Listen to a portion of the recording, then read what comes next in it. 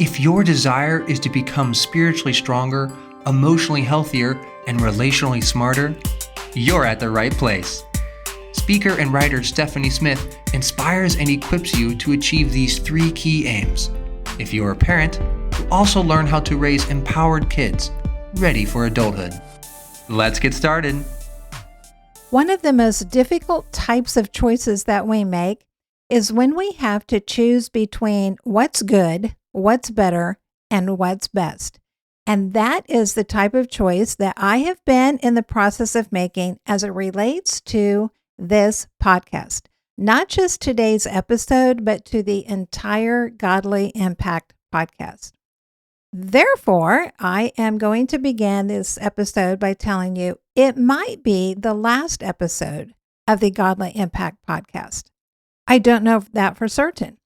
I do know for right now the podcast is going to pause, and who knows, it might be a temporary pause and it could be a permanent pause. Why am I doing this? Because I am choosing between what's good, what's better, and what's best. 207 times I have sat down to a microphone, the one I currently have, or my very first podcast mic, and I have recorded a session anywhere probably from 15 minutes to maybe 45 minutes. And I have conducted guest interviews, and I have done just a lot of talking on my own as I have endeavored to help listeners to become what? To become spiritually strong, emotionally healthy, and relationally smart. Because even though the podcast has gone through a couple of different name changes, the mission behind it hasn't changed. And that mission is still mine. I'm not changing my mission, just my methods. And whether I come back to pick up this podcast again with the same name, maybe I do a different podcast with an entirely different name. Whatever it is, and maybe it's just a matter that this will be my final good night. And thank you for listening. The time will just tell on this. But what I want to leave you with today is as I am sharing this journey with you, it's not just to tell you about this podcast and the episode, but rather to be able to inspire, challenge, maybe poke, maybe prod, but hopefully to encourage you to look at your own life and say, is there a place where you need to make a choice between what's good, what's better, and what's best? Now, this isn't at all the same as those categories of choices where we're choosing between good and bad, right and wrong. I'm not talking about that. I'm talking about what I think are often the much more difficult choices of saying, this is good, this is better, this is best. And those choices would actually be pretty easy if they came labeled like with a good, better, best on them. But what I have found is that's not what happens. There's a process of evaluation and prayer and consideration and weighing the pros and cons and, well, what about this and what about that? Because seldom, at least in my life, do opportunities or options show up with those labels, clearly embossed on them. This is good, this is better, this is best. It would make life a whole lot simpler if it did come that way. But part of a mature life, part of owning the gifts and abilities and opportunities that we have so that we do live with a purpose to have a godly impact, the greatest godly impact that we can, as God gives us abilities and opportunities, is to be able to say, what is the best use of my time, my abilities, and my opportunities? And that's one of the ways that we make these decisions. And part of that is coming to grips with the fact that while we are made in God's image, we are not like God in the sense that we have all of his same capacities. God is limitless. I am not. I mean, if I just try going without sleep for a day and a half or a couple of days, I learn very, very quickly, I am not limitless. My body, my brain has limits. And sometimes we're like, well, of course we know that, Stephanie. But sometimes we live as if we don't have limits with our time, with our emotional capacity, with our mental capacity. And the reality is, we are people of limits. Now, if you've listened to this podcast for any length of time at all, you know that one of the things that I talk about is trying to get people to understand those self-limiting beliefs. In other words, they're lies, where we unnecessarily limit ourselves. And so I'm not talking about that, but I am talking about the fact that we can have all kinds of good things that we want to do in life, things that we want to accomplish, ways that we are going to serve others. But we always have to look at, what's my heart? What's my motivation? How does this line up with the realities of the time that I have? The time that I have in a 24-hour period, the time that I have in a week, and yes, even the time that I anticipate having left in my life. None of us, of course, know how many days or years that we have, but we can fairly, and we can be wise to consider, if I'm 60, I do not have as many years likely left in front of me as I did when I was 30. And that is part of being a mature person. It's to align yourself with reality. And that's a factor for me because I have fewer years left in front of me than I have behind me. But I sure have a whole lot of things that I want to accomplish. I have messages I want to give. I have books I want to write. I have people that I want to reach. My mission hasn't changed. But I also have to recognize there's a humility that comes with limitations. But there can be a godly humility. And when we accept that humility, not humiliation, but when we accept the godly humility of limitations, then what happens is it causes us to become more focused, to become more disciplined, to be able to zero in on and identify what are my real priorities. So I have been in a process of doing that in my business as a speaker and as a writer. And even though my heart is ministry, my format is business. And so part of that process for me has led to the conclusion that at least for now, maybe forever, I need to set this podcast aside. I will continue to be doing speaking engagements. There are books that I am continuing to work on and more that I haven't even said anything about that are waiting in the back of the books to be written queue. So I invite you, you can stay connected with me through my newsletter, which you can get at stephaniepresents.com. It's very quick. You can sign up for that. And that's one way that we can stay connected. But I don't want to make this episode all about me. I want this to be a help to you. I want you to look at, as you learn about what I'm doing here, and I want you to apply this into your own life. Now, this does not mean that when you leave this episode that you should come away with this crushing idea that there are big, major changes that you need to be making in your life. There might not be any major changes, but it's worth stopping to evaluate. You're never going to harm yourself by just stopping to do an evaluation.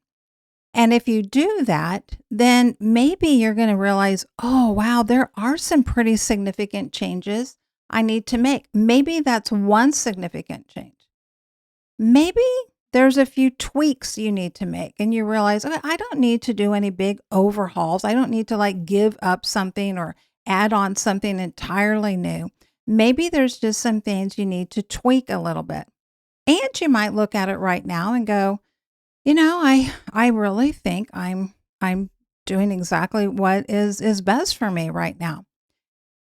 But tuck this away because the day will come when you're going to need to evaluate, man, I have all these things responsibilities that I have either by choice or because life has handed them to me. And I need to hone in on, I need to prioritize. There's some things that I'm going to have to say no to in order to say yes to something better. Do you know that every time that we say yes to something, we are saying no to everything else that could take the place of that yes? When you say yes to marry a person, you are saying no to every other potential partner on the planet. When you say yes to a particular job, you are saying no to every other one. There is a cost that comes with every single yes, even if that cost is all of the no's that we give up. But this is where a life of godly impact happens. It's when we do look and say, I'm going to step away from these things in order to pursue something better. You know, we see this in the life of people throughout the Bible where they had a life that was good. They weren't like living these immoral lives and in rebellion against God. But then God calls them to say yes to something better and to leave what was, to say yes to the best in order to leave behind what was good and what was even better. And sometimes when God calls us to that, we're not always really excited about that. I mean, definitely that's not, it's not like every time that God has put me in that stage of life that I respond immediately with, oh, that's wonderful. Thank you, God. I'm so, so happy about this. I can be a little bit more like Moses, who, when he had a good life, I mean, he was not living in rebellion against God. He was following God. He had a good life. He had gotten on with his life after he had escaped from Egypt, and he's out here and he's done very well for himself in so many respects. And then God comes along and says, hey, I want you to give up this good thing. I want you to give up this good and better thing because I have what's best for you. But you know what? The best was going to be harder. I just returned recently from a trip to Ireland and a beautiful, gorgeous countryside that is filled with sheep. Now, I have never taken care of sheep, even though I did grow up on a farm. We never had sheep. That was one animal that we never had. But with my upbringing and some exposure to taking care of other types of animals, I can have some sort of appreciation for people who take care of sheep. And Moses was out here and he was taking care of sheep. And that is not all fun and games. Any kind of animal care is not just easy peasy. And what God called him to do, to go back and to lead the people out of Egypt, to provide leadership for a group of people who desperately needed a leader who would follow God and then teach them how to follow God, it was going to be a whole lot harder than taking care of those sheep. And sometimes when God calls us from something that's good and better and he calls us to something that's best, it doesn't mean it's going to be easier. Sometimes the best is harder. Now, that's not always true. There's another story in the Bible of the prophet Elijah. And after he has this major showdown with the prophets of Baal, an idol that so many in Jerusalem worship, and he has this big showdown with them on Mount Carmel, and it shows that Baal is not real, and God shows up in a big fiery way. I mean, like, show-stopping appearance of that God makes on the scene. He runs off. He's exhausted. And so he runs off, and God shows up and speaks to him in a very gentle way. But you know what I love about that story is that he has been doing God's best for a long time. But he has grown weary. And when God sends him out of that cave and says, okay, all right, Elijah, let's get on with the business of being a prophet. Let's get on with what I've called you to. You know what he does? He sends him to Elisha. And he says, hey, you are going to call Elisha.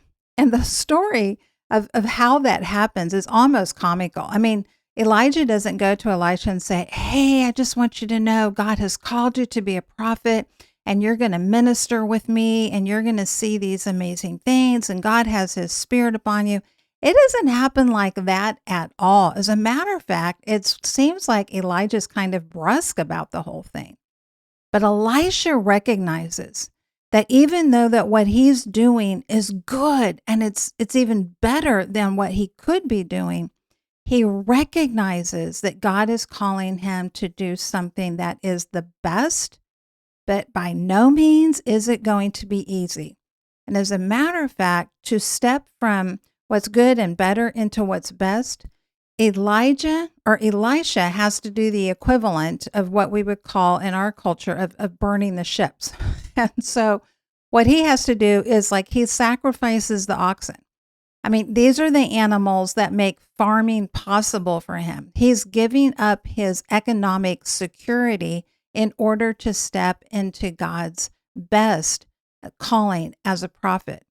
And so there are times that in order to step into something that is from the good and the better into the best, we might lose some of our security in that process. We might have to step outside of our comfort zone. We might have to step outside of our economic security, relational security, geographical security. I mean, all the different kind of ways that we find security. Sometimes when God calls us into a better place, into the best place, there's going to be a cost of our security. But at the same time that God calls Elisha, and he's got to make a choice about whether he's going to stay with what's good or he's going to choose what's best, he brings the best to Elijah. Because then for the duration of his ministry, Elijah has a companion. He has someone to walk with him. He has someone to mentor, yes, but he also has someone to be a close companion to him. And so God steps in and he calls both of them to the best, and there is sacrifice on the part of one, but that sacrifice is intended to be a blessing, not just for Elisha, but for Elijah as well. Now, most of the time when God calls us to move from what's good and better into what's best, he doesn't give us a foreshadowing. He doesn't give us a detailed list of, okay, here are the outcomes. Just so you know, Moses, if you decide that you're going to stop leading sheep and you're going to start going and leading people, and yes, that means you're going to have to stand up and confront arguably the most powerful political leader on the planet at that time. He doesn't say, oh, and by the way, here's all of what's going to happen. Here's all of the wonderful outcomes that you're going to get to see. I mean, Moses is just kind of like, okay, I have this really big picture and this really big promise, but there's a whole lot of gaps here you haven't filled in for me, God. Have you noticed how God seems to leave gaps more than he fills them in our lives? And then it's only when we take those steps of faith that those gaps begin to fill in. Now that's different. That's very different than a life of faith. A true life of faith is not a life of presumption. It is a life of faith. So as I have been in this process of saying, okay, God, what's the best use of my time and my opportunities and my talents? I have just felt that one of the things I needed to set aside is this podcast. Now, again, is that temporarily so that I can focus on other things, or is that permanent? I don't know, because you know what? There's a gap. God hasn't made that clear to me. I don't have this grand plan, and this is like step 3 out of steps 15, and I'm going to be able to tell you whether I'll be back with you on this podcast or not. I don't know. That's a lot of the life of faith. There's a whole lot of uncertainty that comes in a life of faith, and you know what? It makes sense, because if everything was certain, who would need faith? So I want you to just use this episode today as a springboard to say, God, what is there in my life that I might need to be evaluating to see if you are calling me in any area of life whatsoever? It might be something small, it might be something big, where I need to choose between what's good, what's better, and what's best. Because what's best at one season of life may turn out to be what's only better or good in another season of life. So just because something is God's best in one particular season of life or one particular situation doesn't mean it's always going to be what's best in every situation and in every season. So be open, because when we are open to the changes that God makes in our lives and the change paths that He takes us on, that is when we walk on this grand adventure with God. Now, sometimes that adventure can be pretty scary. I get that. But we are never alone. We are never without a purpose. I have closed, I believe, now I'm not going to go back and listen to all previous 206 episodes to say with 100% assurance that I have closed every podcast episode with this statement. But if I haven't closed out every single one, it's been pretty close to every single podcast episode. I've closed with this proclamation. You have an impact that is immeasurable, eternal, and irreplaceable. And that is absolutely true for each person. And what we do with that impact oftentimes will depend on, are we willing to set something aside in order to pick up something that is better, that's best? Are we willing to set aside something that's good and better for what's best, even when we don't have an assurance of that ahead of time? So that's where I am with this podcast. I want to thank you for being a listener. Whether you just happen to catch this as your very first episode, well, that's okay. You've got 206 you can go back and listen to. Or if you have been a listener from the beginning, thank you for sharing your heart and your time with me, for entrusting me with your heart and your time by being a listener.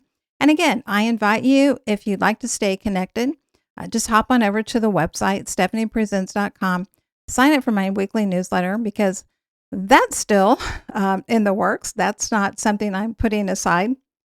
Although who knows, that might be something that God asked me to put aside at some future point.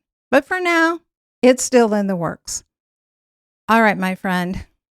Thank you for being a faithful listener. Thank you if you're a brand new listener. But do know this.